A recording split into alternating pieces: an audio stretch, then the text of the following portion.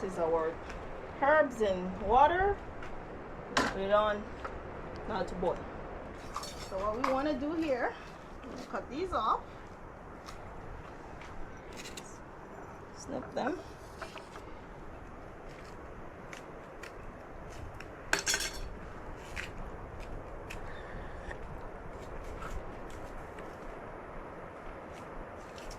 It's based on availability, but for us, traditionally, we like a lot of fish. Yeah, me too. So our main protein would be fish. So we're more pescatarian, but my aunt would say a little bit of everything is good. Yeah. Just don't overdo. Okay. Right? So that's what we practice. But it's primarily fish. Then we have game that we would hunt. Gibnut, iguanas, armadillo, deer, tapir. Yeah. And then we later came to start raising chickens, poultry. And the consumption of poultry would be mainly on Sundays. Yeah. It was like a Sunday treat. And one chicken will feed about 20 people. Yeah. You will just be served a little bit of leg. The neck might be broken into two for the kids, you know. For us, we're the only British colony in the rest of Central America. So our growth is a little bit different than the other parts of Central America. All the other countries are Spanish, owned by Spain, colonialized by Spain, unlike Belize. That though is more political. That is also oligarchical.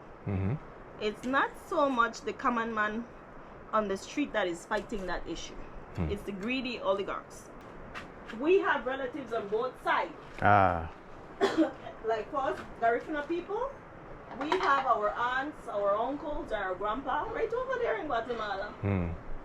So as soon as you cross the border, it's another Garifuna community. Okay. So Belize's population started with slaves, black slaves that came. And then a few Spaniards, mestizo. Those are descendants of Europeans and Maya. And then gradually, you find other ethnicity like the Indians that came in for rice production, the Chinese that came in later, you know. But Belize population has always been slow growing. It's now intensifying because after all the wars in Central America, it's had a spillover effect. But in those communities, you'll find, and you speak to old folks, like old people, Yeah. so that they could give you a glimpse into what the history looks like, what their life used to be like back in the day. Yeah. You'll get a better feel, you know? Even better content. So these are our traditional implements.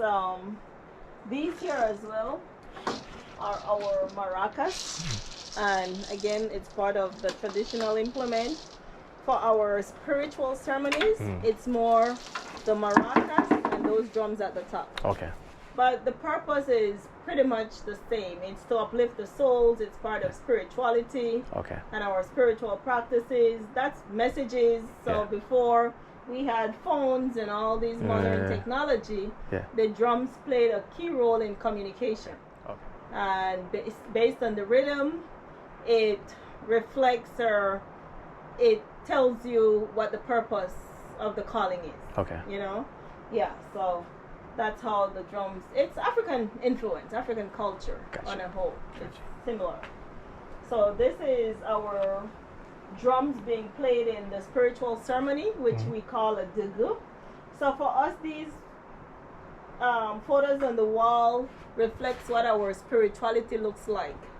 As Africans, both Creole and Garifuna, we weren't religious. We weren't infiltrated and subscribed to religion up until recently. So we were more spiritual beings. For the Garifuna, we subscribe to the fact that our ancestors, those who have come before us, continue to live. Okay. They continue to guide us. They continue to protect us. So they're forever around us. although you don't see them. Yeah. So they manifest their way and guide and protection in different ways. You might find out a total stranger come up to you and offer you something or an assistance that you wanted, but you didn't know where it was coming from. Yeah. You know, that's how we believe our ancestors and the Almighty works. They work hand in hand. You know, in order to have us manifest, have us fulfill our purpose, and guide us through life. So during these larger spiritual ceremonies, there are ceremonies of healing where families come together. Okay. So, like for the instance of looking for your family member, Adugu is a perfect place to find most of them. Okay. Because during these ceremonies, family members that you don't know, 5 generations, 6 generations, all the invites are taken off the family tree. From, whether it's from your paternal side or your maternal side, depending on who the ceremony is for, everyone are invited. So you get to meet 3rd generation cousins, 2nd, 4th, 5th. That's where you get to know your family. Got it. Right? So it was a central point, an important point of getting to know your roots, getting to know your family, but not only that, for healing of the family. So any discourse, any mishap that might have happened along the way, our ancestors, the Almighty, guide the ceremony in order to make sure that healing takes place. Got it. Right? And healing comes in different forms. So, and messages comes in different forms. So you see this lady laying at the bottom there? Yeah. She's not drunk. She's going through a trance, right? And that's how healing can be manifested. That's how messages are transformed and transmitted. So that lady, when she goes through her trance, the spirit of your ancestors, say it's your grandma who wants to transmit a message to you. This lady will behave just like your grandmother. Okay. If your grandmother had this nice nickname that only she calls you, that lady will call you just like that. Right? And you're like, how does she know? Because it's your grandmother who is speaking, not her. Okay. Your grandmother's soul is using her physical being to transmit the message. Got it. Right? So all the healing, all the messages come through dreams as well. You'll find someone who will dream about maybe a particular medicine if someone is ill that hasn't been able to heal. They'll have a dream. The ancestors will tell them, hey, go pull this herb. When you're done pulling and getting these herbs, you can prepare it this way. Make that person consume it in such a manner that they can be healed for so many days. Right? So all of that is knowledge that is passed on to our spiritual ceremonies. Got it. And the ceremonies don't have to be complex and big. These big ceremonies happens when we as individuals, we as small families are not playing our part on that smaller level. You know, because if you're honoring your ancestors daily, if you're acknowledging them, then it doesn't get to this big stage. Okay. So small things you take care of small things and the big things takes care of itself. Yeah. Right? So that's what happens. So we on an individual basis can directly commune with our ancestors. We can commune with them simply by sitting anywhere we are, standing, whatever, and just simply talking to them, chatting to them. You know?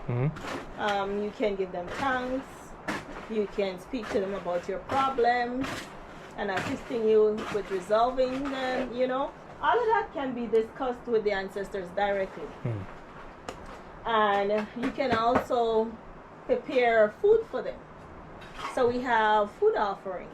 We would, for giving thanks and gratitude, showing gratitude, we would prepare food.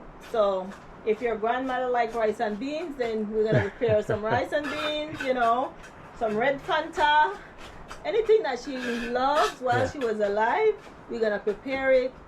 We're going to put it on a nice table set, light a candle, some water, some rum, and then invite her to come and Gotcha. enjoy it. That's a simple way of showing the appreciation. But that's what our spirituality was about. So we have a lot of dancing, a lot of singing, a lot of prayers. That's what we would do. And people who guide the ceremony are called. So you can't choose yourself. You're called from your young. Okay. It's like your life purpose to be. Right? Seldom can you change that trajectory. It's your life purpose to be from you were born. Gotcha. Yeah. So what the community does once they see it in you is to nurture it. Okay. And the spiritual leaders, they would know because the ancestors again commune with them Yeah. to tell them. So you'll see these coconuts. All these coconuts on the table are used for different purposes, right? So some of these coconuts, if you pass it around, you won't be able to hear anything. Some coconuts you're able to hear the liquid. Naturally occurring in coconut is coconut water. Right? So to get the milk, you gotta process You're not supposed to. the flesh. Some you do and some you don't. Yeah, Yes, you do. right? So the ones that you don't, like this one, is because it's super full. And ideally, we would use coconuts like this for drinking. It's high in electrolytes, so we would use it for drinking, right? And as you start to hear the water, but you can still see the original color of the coconut, we're using it for pastry, candy. That's what we're using it for. And as the coconut ages, and you can really hear the liquid, we're using it for cooking. And coconut oil. That's what we're using it for. Wow. Right? So the purpose of the coconut changes. Depends on the level of maturity. I didn't know that. Right? So all the coconuts are good. It's just depending. It all depends what you want to use the coconut for. So you just gotta pick the right coconut for what you want. That's it. Okay, so today we have these wooden peg. These So wooden scared. stake. Mm. It's gonna be our tool. Wow. Survival skill 101. This is a mangrove wood. And we would harvest it during the lunar cycle to ensure durability and strength. And then we just dig a hole and put it in. In this case, we have it in some cement foundation to give it more strength. And we have a lot of wood lice here, so from the termites, we put it in the cement foundation, right? But ordinarily, you could just dig a hole and put it in. So we want to operate where the coconut hangs in the tree, right at the top here. And we're just working 2 to 3 inches away from where it hangs. So what you want to do, you're going to press down as far as you can go. And then you push left or right. Excuse me. You go again. And some coconuts are harder than others, right? So I'll try to find the easier ones for you guys. This one here, you see where there's ruffle? The ruffles are like scars. So the tissue are harder to penetrate because the coconut has been scarred. So you're gonna put some elbow grease into it once you see these ruffles. So if your father-in-law didn't like you, he'll find all the ones that are ruffled. So you can leave his daughter and go home, right? Now if he loves you, he'll find the easiest ones for you.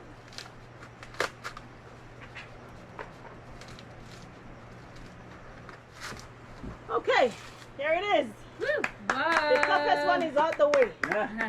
So you got the easiest one. You ready? Yeah. So before all these cupcake cups, all these colorful cloths and so, we had these. Wow.